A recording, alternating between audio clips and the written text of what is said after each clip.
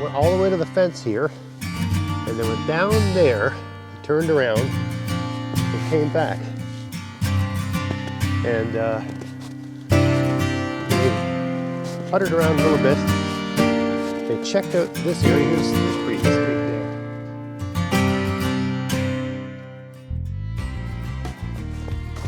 Hey, it's Greg here with MaritimeGardening.com. And I mentioned in my last garden tour that the door to my garden got wrecked when a deer ran through it. And it wasn't closed, it was actually half open. The deer usually used to running by the door. They go this way up the hill sometimes. I know that because I see the footsteps in this garden bed here. But the door was open, and there were some deer standing around here. My wife and I went out on the deck and tried to scare them away. And they ran this way, as they're prone to doing. But the door was open, perpendicular to the garden, and one of the deer ran right through it and wrecked it. So it's been open for a few weeks. And I mentioned that I should get it closed because herbivores are going to start finding their way in. I mean, they're foraging. And just like if you were foraging, you know, you might go over here, you might go over there. You could be walking around looking for berries, and you walk 20 feet this way and say, oh, there's not any berries over there, and just go back the way you came. Or you could walk an extra 10, 20 feet in that same direction and find a whole bunch of berries. And so it's the same thing. There's rabbits around here all the time, deer and porcupines and raccoons and all kinds of things like that, things that will eat garden produce. And they're rooting around, and they don't tend to wander in the garden because there's no easy way in. And so they don't find, it's not like they're peering over the top, seeing all the stuff inside. Most of the things that are growing in the garden are things they recognize, right? The deer eat, the tips of maple trees and, various other sort of buds this time of year. They eat, the things they normally eat aren't in the garden, so they don't recognize anything in there. If they could wander through the garden and try things, I'm sure they'd like it. Or if a lot of people in my neighborhood had gardens and the deer knew what was in there, they'd probably be trying harder to get in. But as it is, these different herbivores they don't tend to wandering, so there's no way to get in. But I've had no door on here for a few weeks, and I noticed something this morning. I'm gonna have a look. All right, so I was just walking in here having a look around, and as I was strolling in, I noticed the telltale, I don't know how obvious that is to you, but telltale rabbit tracks. Very faint here. I don't know if it's even showing up on camera. There's some more. I can tell he went this way, or she. I followed the tracks, and it went all the way. I don't know if you can see those, right? There they are right there. But they went all the way to the fence here, and they went down there, and turned around, and came back. And they puttered around a little bit. They checked out this area. Here's pretty distinct there, right? That's same, that's rabbit tracks. Turned around, and as far as I can tell, they didn't go out through the fence anywhere. They turned around, and they went right back out the gate. And that's the only place they went. They didn't go over there. They didn't wander into my blueberry bushes, for instance, which I'm sure they would have taken a run at. And they didn't notice, look, they went, there's the tracks going back, I think. Nope, going this way. Anyway, they walked right over a strawberry garden, didn't notice or detect that there was strawberries in there. If they dug down a little bit, right, underneath the straw, I can't see it here, but they would find the greens to the strawberries. Because there's still some green tops there, and it's probably better eating than a lot of the stuff they can find in the woods right now. They're eating the same thing the deer are eating for the most part, just little buds off of the things they can reach, right? Little buds off of bushes and small young trees. So they went right back out the way they came in. So it's time to fix that gate. So I thought I'd fix the gate and sort of show you how I made it in the process. For those that are interested, you don't have to buy expensive stuff to put up a fence. And I've done videos on how I built the fence around my garden, and There's nothing too special about how I threw the gate together. Pretty simple stuff. So let me show you how I did that. All right, so I mean, all I did was make a square out of this thing. So the first step is to remove all the screws. These are just, I don't know what these are, 1.5 inch decking screws. Cheapest ones I could find. And the wood is just what they call strapping. It's 1x3. Right, it's for hanging drywall and other things like that. I mean, this has been outdoors since I think 2015. So I think another thing I'll do, and you know, it's amazing, wood. I mean, wood will rot when it's outdoors, especially in my climate where it's fairly damp.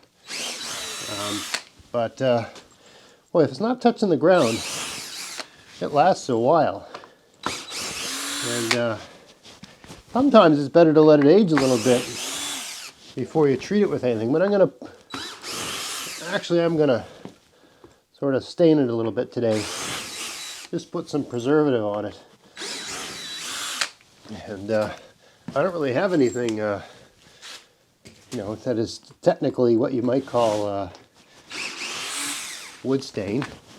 But I got some turpentine.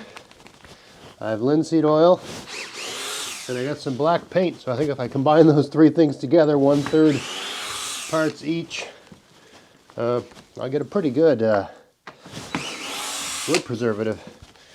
Certainly very toxic. I don't think anything's going to want to grow on it, which is what you want.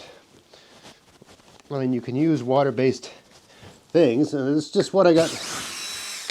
You know, if I was buying something, sure, I'd get something, the most ecologically responsible thing I could find, but I got all this stuff. What I'm going to use is basically that black Tremclad, which, you know, I've got yellow Tremclad, red Tremclad, and black Tremclad. That's like a rust paint. And boy, that stuff solves a lot of problems. Why isn't this one open? There we go. All right, so that one goes there. Little spider in there. Yeah. That one goes there. Pry that up. Ugh. Oh, it's really on there.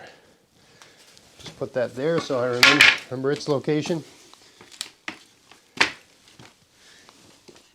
Oh, my goodness, that doesn't want to come off. Handy little tool to have for things like that. It's just old broom handles you turn into wedges. And you can just, you know, use them where you need them. Solve a lot of problems when things don't want to come apart. Especially doing this sort of, you know, really basic sort of work. And some of these are coming right apart. This one here doesn't want to come apart. So we'll just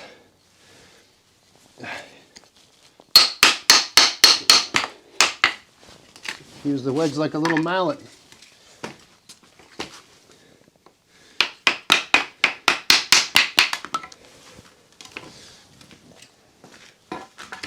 So you see how I put this door together?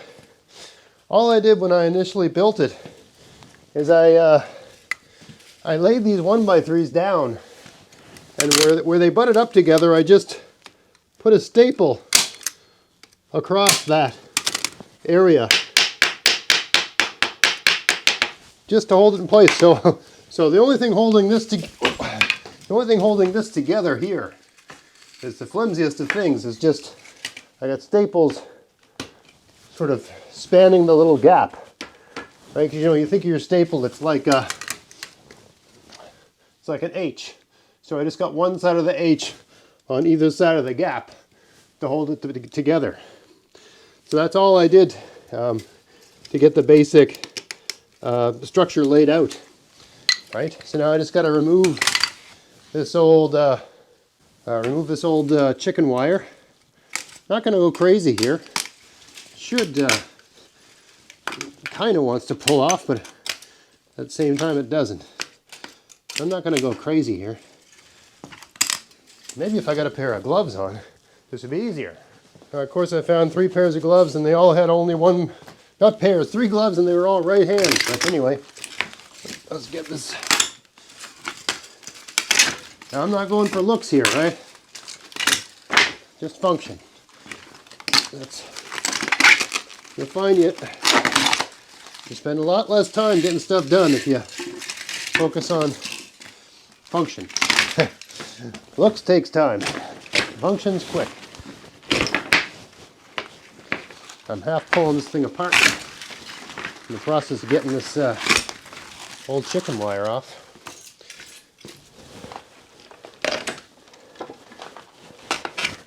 You know, looking at this, I mean, it's been a while since I did this. Looks like I used some kind of adhesive to put this together first time around. I see signs of adhesive. Probably why it was so hard to get it apart. And I don't bother with that the second time around. Come on. There we go. Alright, that's pretty good. Now I'll just reestablish some of that staples, because I can feel it sort of coming apart when I was, where's a hammer here? I can feel this kind of coming apart when I was ripping at it there. I'll give it another couple shots. And this is not the staples are for, but you know, all I need this to do is to stay true, or reasonably true.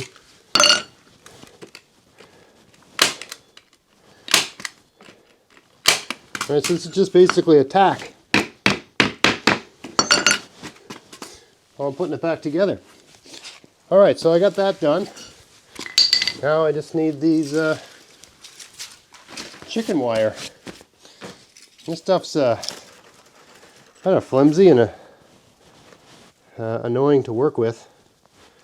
But, well, let me rephrase that. The cheap stuff, which is what I bought, is flimsy and annoying to work with.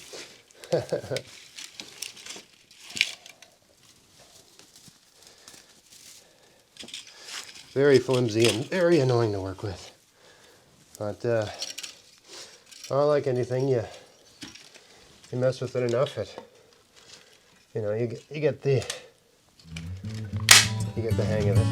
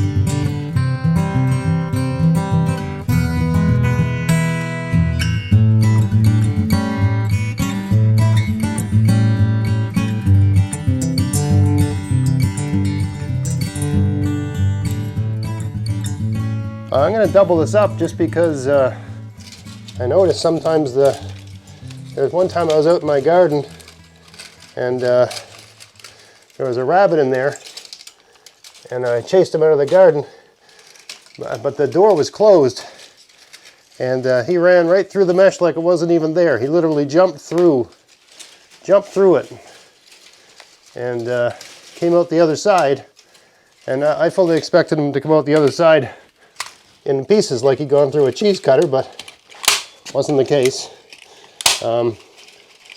So yeah, this is a 2-inch mesh, and it's really not, you know, a finer mesh is better for this sort of thing. But the 2-inch mesh is it's the cheapest, and that's why I've got it. Because you know me, I like getting a deal. And sure, you pay for what you get, but I think we're all out of the staples here. Back in business here. Yeah, I think most of the things I thought I'd staple together were not stapled at all. Let's start down the middle here. Actually, let's make it tight lengthwise. You know, sometimes with these things it's better to go end to end. Let's make it tight that way.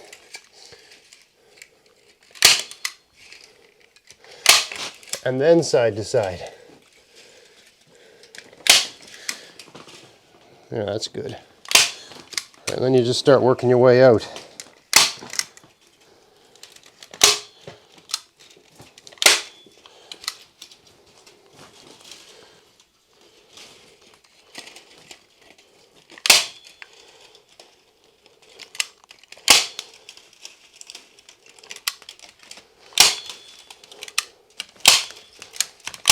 There we go.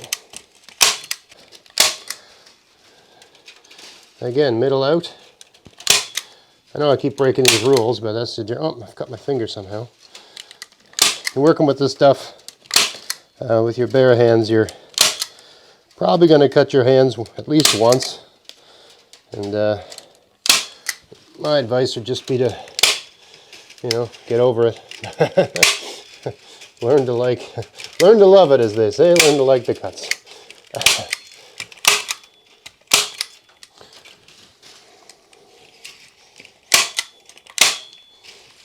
There we go. Oh yeah, middle out, right. You know, all these tasks are little chores, and it's easy to procrastinate and not stay on top of them. But yeah, you don't want to have your fence compromised. You know, there was one year I didn't have it closed up, and deer, I think it was deer, got in, did some serious damage on my blackberries. Just shoot them all down. I think it was deer, could have been rabbits. It probably was, actually, as I recall, and I've got it on video. They were cut off at the bottom.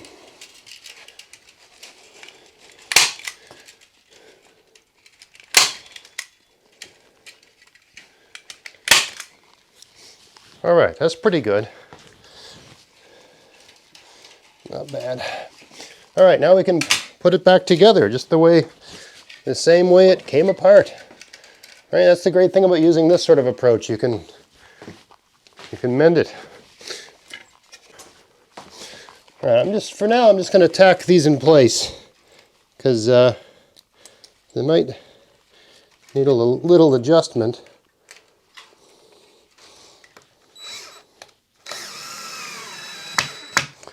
So I'm going to put them where I think they need to be, and then adjust things accordingly as the process develops. You know, there's a lot of things I do. You know, I have really basic carpentry skills, nothing fancy, and a lot of things you can figure them out as you go. You don't have to have a plan in place. That's how I figured out to use the stapler to actually, you know, do the first, you know, this is sort of like a 2-layer door in a sense. I don't have the right carpentry terms for this, but to use the stapler to get it started was just, I laid out the pieces and I thought, how am I going to hold them in place? And I thought, well, a stapler is sort of a kind of clip. should work.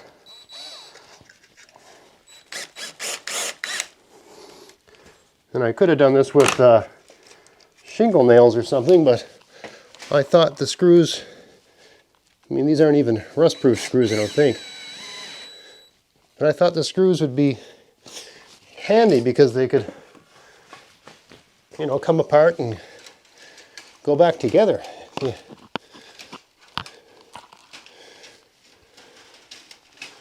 That's not perfect, but is that going to fit? It's a little bit tight, but it's all right. That's fine. You know, it's been 6 years, closer to 5, I guess, if I'm being straight. I built this in the summer of 2015. That's the year I built my fence. First fence 1, and I actually had 2 doors that year. I had a door going in the front of the garden, and I had a door going out the back for going into the woods and, you know, bringing back logs or, you know, whatever I was pulling out of the woods to use in it. I didn't pre-drill one of these holes, just in case you're wondering. For those that are skilled in these arts, yeah, I didn't pre-drill a thing, and yeah, I should have. I like using these drills that have the little bit of a clutch on them that can, you know, not over tighten. Because when you're working with wood like this, they'll split if you tighten it too much. If you draw the head into the wood, it'll split.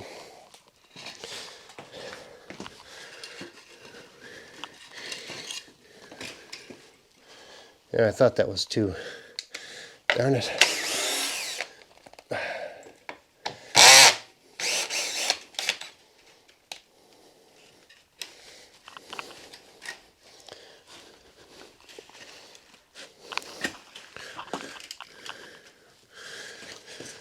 Should have laid those all down before I screwed it together, but oh well.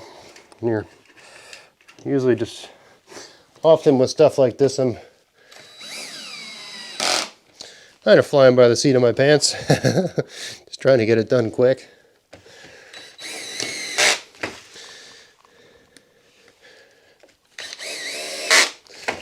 I'd say the thing you made quickly in a haphazard fashion that works looks a lot better than the thing you didn't make because you thought you didn't know how to do it, or you thought it would look bad or whatever. I say just go for it. You know, if you make something and you really don't like the way it looks or the way it works, you know, don't invest a lot of time and effort into the first try. You know, you can make another one later. You know, in a year or two, it'll fall apart, or maybe you'll just get tired of looking at it, and that's all the incentive you need to, you know, to do the second version of it. Usually for me, that's, I wait till something's falling apart or has almost fallen apart. That's usually when it's time to think of a redesign. Anyway, that's the idea. You know, nice new door. Reasonably sound. So yeah, all I'm going to do now, I'm not going to film this, but I'm going to take the combination. 1 part turpentine, 1 part linseed oil, and 1 part just black oil-based paint, Tremclad. It's like a black rust paint. So 1/3 of each of those. It's very runny. It penetrates the wood really well, and you know, in my experience, it preserves things really well as well, and it dries fairly quickly. It's not too. It's only 5 degrees Celsius in the garage here, so I need something with a bit of volatility. That's why we add the turpentine. It penetrates and preserves. You know, turpentine comes from I don't know, it's an extract from pine trees, I believe. So anyway, that's how we do it. All right, so got the door sort of finished here. A couple that I painted it black, and I put some sort of metal sheeting. I just had some, I had my metal roofing put on my house, so I got all this metal, I guess you'd call it flat stock. So I just used that at the little joints, I guess, just to strengthen it. Sort of triangle ones on that side, because that's the side bearing the weight. And now I'm just going to hang it with a kind of improvised hinge. So you can see I've got it set up in a couple 1-inch sticks just to make sure it's not right on the ground, but close enough to the ground that I don't think too many things are going to get under it. Rabbits, mainly rabbits I'm worried about. And yeah, I got kind of a weird hinge idea, and this is the only camera angle I've got to work with here, so because this tree's in the way, so hopefully you can see what I'm doing. But I've got these pieces of heavy rubber, right? I don't really have any hinges, so this is what I've got. I think these will, I mean, we'll see how it works. We'll see if it's functional at all. Let's see now. Oh yeah, I tied it on here just to hold it in place. Well, something like a door. I think we need hinges here, honestly. I think this is, I mean, it's enough that I can put it back in place and, you know, it'll, but it's definitely not staying where I put it, and it's not better than it was. It's barely useful, period. Full stop, barely useful. So, anyway, I think I gotta buy some hinges, but you get the idea, right? You know, I replaced the fencing. I gave it a good stain. I like the color black because it attracts heat, right? So whenever it gets wet, when we do have a sunny day, the sun will heat up this black material, and it'll dry out, and just spend that much less time rotting out and that sort of thing. I do have a proper latch here, but there's no point in hooking that up because this here idea isn't, it's not doing anything. It's not doing anything. It's just useless. But anyway, that's the way she goes. This is good for now. This will keep the rabbit out that was going in and out of the garden. That's the main thing. We got something happening for now. But yeah, one of these days I'll go to a hardware store and maybe get a decent hinge. Spend $5, Greg, and get a hinge, for God's sakes. So anyway, I hope you found that interesting. We got a door. This should last, hopefully this lasts another 5 years, and then when all that falls apart, we'll do something else. Hope you found that interesting. If you did, please like, share, subscribe. Check out my podcast, maritimegardening.com, and until next time, get out there, get at it, have fun in your garden. Thanks for watching.